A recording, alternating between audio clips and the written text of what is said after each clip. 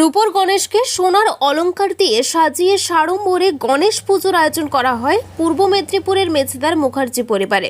দীর্ঘ 17 বছর ধরে এই পুজো হয়ে আসছে। আজ গণেশ চতুর্থী। এই দিনটিতে প্রতি বছর এই গণেশ পুজোর আয়োজন করা হয়ে থাকে।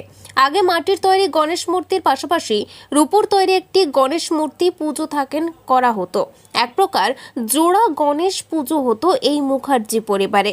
এখন ওই রূপোর গণেশ মূর্তির সাজসজ্জায় দেওয়া হচ্ছে সোনার আলংকারিক রূপ, অর্থাৎ ওই রূপোর গণেশকে সোনার অলংকার দিয়ে সাজিয়ে সাড়ম্বরে গণেশ পুজোর আয়োজন করা হয়।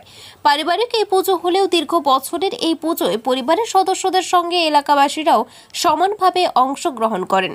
বিশেষতভাবেই পরিবারের মহিলারাই নিজেদের উদ্যোগে এই গণেশ পুজোর আয়োজন করেন।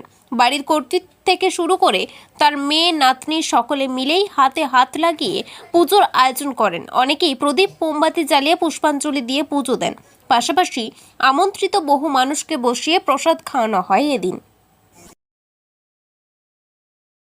মুখার্জি পরিবারের গণেশ পুজো মানে একটা অন্যরকম ঐতিহ্য না? একদম। কি বলবেন কত বছরের পুজোর প্রথমে বলি, আজকে গণেশ চতুর্থী পূজা আপনাদেরকে সকলকে জানাই শুভেচ্ছা ও অভিনন্দন। আমাদের বাড়িতে এটা 17 বছরের গণেশ চতুর্থী পুজো এই বছর নিয়ে। তো আমাদের রূপোর ঠাকুর পূজিত করা হয়, জোড়া গণেশ পূজিত করা হয় আমাদের, আশা করি দেখতেই পাচ্ছেন। তো একটাই আমাদের অভিজাত্য বলবো, আমাদের 17 বছরের পুজোয় আমাদের বাবা গণপতিকে স্বপ্নাদেশে পাওয়া আমাদের মুখার্জি পরিবারের এটাই একটি ঐতিহ্য। এটা আমি তো জানি যে গৃহস্থ কোনো বাড়িতে এরকম আয়োজন করে পুজো হয় কি না, কিন্তু আমাদের বাড়িতে পুজো হয়। অনেক গেস্টরা এসে গেছেন, এরপরেও আসবেন, খাওয়া দাওয়ার ব্যবস্থা তো রয়েইছে।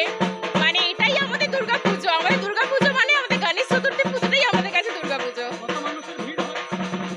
250 থেকে 300 মানুষের তো ভিড় আছে, এবার আসা শুরু করছে, আরো বাড়বে। আমার নাম সায়নী মুখার্জি। গণেশ পুজো কেমন লাগছে? পরিবারের একসাথে মিলে কেমন লাগছে? খুবই ভালো লাগছে, কারণ এখানে বিভিন্ন মানুষ বিভিন্ন জায়গা থেকে আসছে, সবাই একসাথে আনন্দ ফুর্তি, এবং এত বছরের এদের পুজো, এবং আমিও প্রত্যেক বছরই আসি এখানে, প্রত্যেক বছর এখানকার অংশগ্রহণ করি। হ্যাঁ, এই ফ্যামিলির আমিও একজন মেম্বার। তো খুবই ভালো, খুবই জাঁকজমকভাবে হচ্ছে। আপনারাও আসবেন, সবাই মিলে একসাথে আনন্দ হবে। কত মানুষের ভিড় হয় এখানে? প্রায় দেখতে গেলে 250-300 মানুষ তো আমরা নিমন্ত্রিতই থাকে, প্লাস আশেপাশে যারা মানুষজন এখানকার লোকাল, তারা সবাই এখানে আছে, সবাই আনন্দ ফুর্তি করে, একসাথে পূজা অর্চনা সব একসাথেই হয়।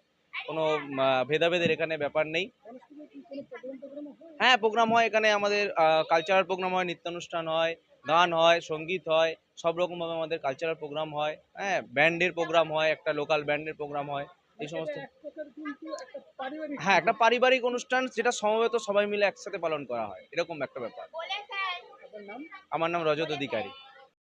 বলছি কোনো মুখার্জি পরিবারের পুজো মানেই একটা অন্যরকম মানুষের একটা পুজো। কি বলবেন কত বছরের পুজোর আমাদের এই মুখার্জি পরিবারের পুজো এই বছর নিয়ে 17 বছর কমপ্লিট হবে। সর্বপ্রথম এই পুজোটা যখন শুরু করেছিলাম, এই গণেশ পুজো প্রথম শুরু হয় আমার মা স্বপ্ন আদেশ পায়। স্বপ্নে আমার মা আদেশ পাওয়ার পরে আমরা প্রথম ওখানে আমাদের দেখতে পাচ্ছেন দুটো গণেশ ঠাকুর আছে। তো একদিকে মাটির গণেশ আছে। তো সর্বপ্রথম এই মাটির গণেশ আমরা স্থাপিত করি। তারপরে ধীরে ধীরে যত পুজো বেড়েছে গিয়ে তারপরে আমরা এই রূপোর গণেশ প্রতিষ্ঠা করি। আর সেই থেকেই চলে আসছে আমাদের এই মুখার্জি পরিবারের পুজো। মানুষের সমাগম কেমন? প্রচুর মানুষের সমাগম হয়। আমাদের প্রায় 200 থেকে 300 লোক আসেই, এমনি আসে। এছাড়াও অনেক দর্শনার্থী আসে, বা অনেকে নিজেদের মনের বাসনা পূর্ণ করার জন্য মানসিক করে যায়, সেই মানসিক পূর্তি করতেও অনেকে আসে। প্রসাদ হিসেবে কি দেওয়া হয়? আর কি ভোগ দেওয়া হয়? আমাদের মেন ভোগ হিসেবে থাকে লাড্ডু, মোদক থাকে। এছাড়াও বিভিন্ন ফল প্রসাদী দেওয়া হয়, এবং বিভিন্ন রকমের আমাদের অন্নপ্রসাদ হয় না। আমাদের এখানে দর্শনার্থীরা যারা আসেন, বা আমরা যারা নিমন্ত্রণ করি, যারা নিমন্ত্রিতরা আসেন, আমাদের এখানে লুচিটাই মেন খাওয়ানো হয়, কোনো রকমের কোনো অন্ন হয় না। আপনার নাম? আমার নাম অগ্নিশিখা মুখার্জি।